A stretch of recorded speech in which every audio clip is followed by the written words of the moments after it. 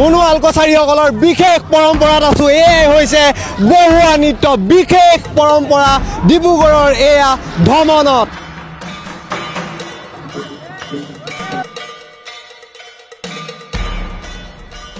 বহুৱা নৃত্য চাব লোকে লোকৰান্য হৈছে সকলো কিন্তু এই পৰম্পৰা ভাগৰ আগত এই জংগলৰ মাজত বহুৱাসকলে গছৰ পাত পিন্ধি আছিল আৰু তাত কিন্তু আমাক সোমাবলৈ নিদিয়ে 18 বছৰ তলৰ লোককো সোমাবলৈ নিদিয়ে কৰি আছে শিৱ পূজা এয়াই হৈছে সোণোৱাল কছাৰীসকলৰ বিশেষ আৰু বোকাপানী খচি তালে যাম য'ত নেকি বেলেগ গাঁৱৰ লোককো সোমাবলৈ নিদিয়ে কল্পজিৎ বৰুৱা দাদা আমাৰ লগত আছে এইখনে মুখ্য হাবি বুলি কৈছে কি কৈছে এইখনে মুখ্য হাবি য'ত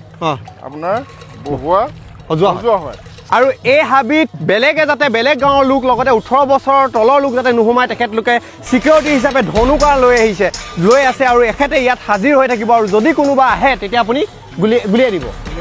আৰু এই কলপাতৰ ভিতৰতে বহুৱাসকলক সাজাই থকা হৈছে য'ত নেকি আমাক সোমাবলৈ নিদিয়ে আৰু এই বহুৱা সজা হাবিতে কিন্তু শক্তি বা জাগ্ৰত পূজা এভাগো কৰি আছে যি কিন্তু ভয়ানক আৰু ইয়াতে আশীৰ্বাদ কণ মই ললো আমি ললো যাতে আমাৰ গোটেই বছৰটো একো বাধা বিঘিনি নাহে আৰু পূজা হৈ গ'ল সকলো হৈ গ'ল এয়া দেখিছেনে এইখিনি অস্ত্ৰসমূহ যিয়ে বহুৱাসকলে ব্যৱহাৰ কৰিব এতিয়া বৰ্তাই ক'ব একদম চমুকৈ কি বুলি ক'ব এই বহুৱা আপোনালোকৰ যি পৰম্পৰা এইটো আমাৰ 2 বছৰ মূৰত হয় ন 2 বছৰ মূৰত হয় হয় আমি এইটো আনিছো আমি মঠ ভাগৱত গীতাৰ পৰা আনিছো হয় এটা আখ্যান হয় য'ত দক্ষ ৰজা এখন যজ্ঞ পাতিছিলে দক্ষ ৰজাৰ যি আছিল সতী পাৰ্বতী আৰু সতী পাৰ্বতী আৰু দক্ষ ৰজাই দক্ষ যজ্ঞ আৰম্ভ কৰিছিল আৰু সতী পাৰ্বতীক নিজৰ যি হোৱা স্বত্তেও নিমন্ত্ৰণী নিদিছিল আৰু তেতিয়া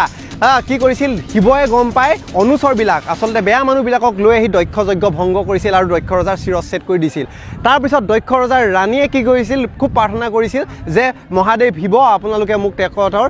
যি জীৱন আকৌ ঘূৰাই দিয়ক তাৰপিছত তেতিয়া কি কৰিলে ছাগলী মূৰ আনি পেলাই লগাই দিলে তাৰপাছত কি কৰিলে এই অনুচৰবিলাক যে যিবিলাক লৈ গৈছিল আৰু তেখেতলোকে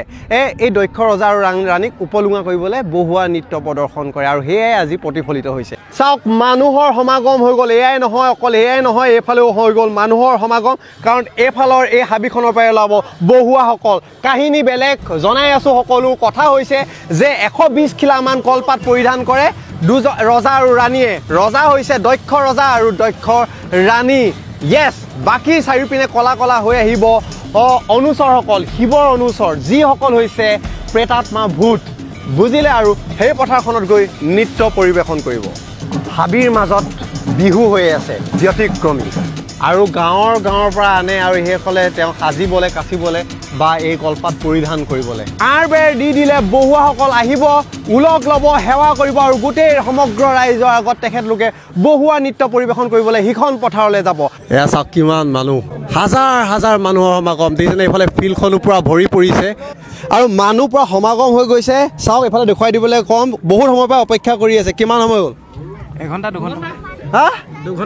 কিমান দেই 2 ঘণ্টা চাওক 2 ঘণ্টা ধৰি ৰখি আছে আৰু পূৰা এই হাবিখনলৈ চাই আছে হাবিখন দেখুৱাই দিয়া যিখনৰ পৰা আমি আহিছোঁ আৰু এইফালৰ পৰা এতিয়া ওলাব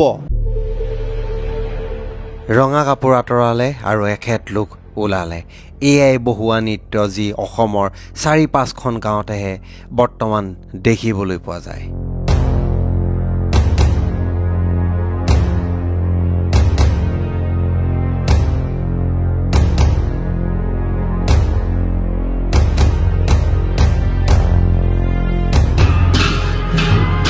দক্ষ ৰজা আৰু দক্ষ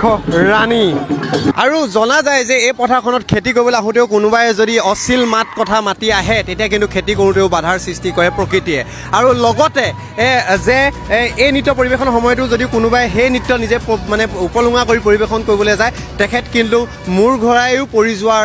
ৰেকৰ্ড আছে চাওক চাওক চাওক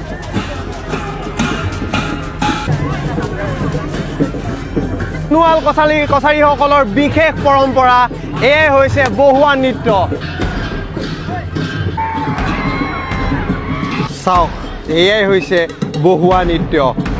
ৰজা ৰাণী দক্ষ ৰজা আৰু ৰাণীক উপলুঙা কৰে আচৰিত নহয়নে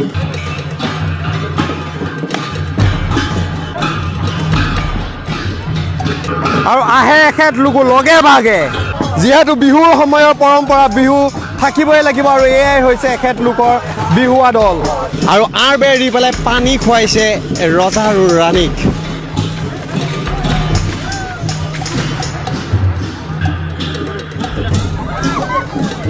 এনেকৈ নৃত্য পৰিৱেশন কৰে আৰু অৱশেষত পিছত পুখুৰীত বা নৈত এই কলপাত বা তেখেতলোকৰ নিয়মৰ যি বস্তুসমূহ বিসৰ্জন কৰি দিয়ে মানুহ লোকে লোকৰাৰণ্য